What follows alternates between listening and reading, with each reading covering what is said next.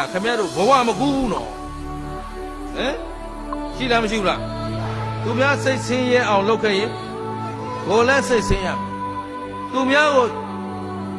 နိုင်တဲ့စီးနေလုပ်ခဲ့ရင်ကိုယ်လည်းနိုင်တဲ့စီးနေလာမှာသူများနိုင်တိုင်းကိုယ်တိုင်တဲ့လူပေါ်လာမှာသဘောပါသလားအကြောင်းမကောင်းရင်ယင်းထဲမှာဦးဇင်းတို့ဘာလို့ဒီလောက်အားစိုက်ဟောနေသလဲ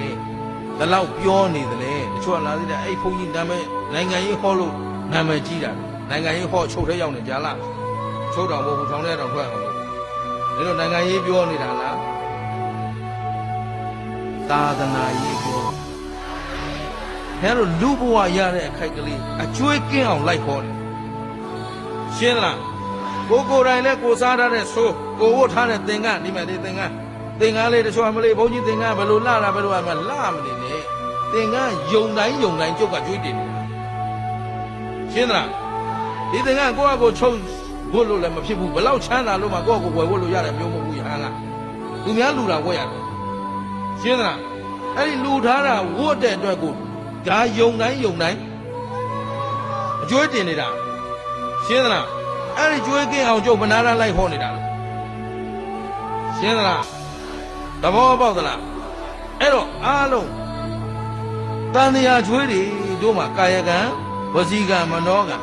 လွဲမားတဲ့အမှုတွေများစွာမလုပ်ခဲ့ကြဘူးအခုလည်းမစီစစ်ဖဲလုပ်ရင်အမှားနဲ့အမှန်ဘယ်တင်းကများအမှားလုပ်ပြီဆိုကျွေးတင်ပြီကွာ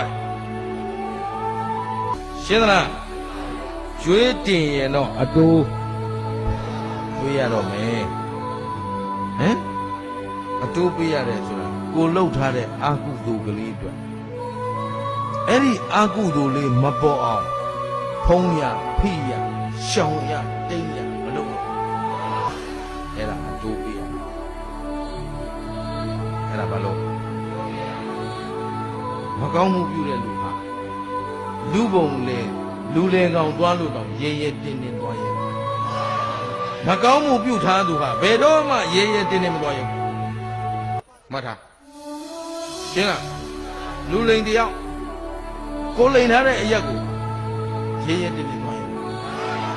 လွတ်လွတ်လပ်လပ်သွားရဲသလား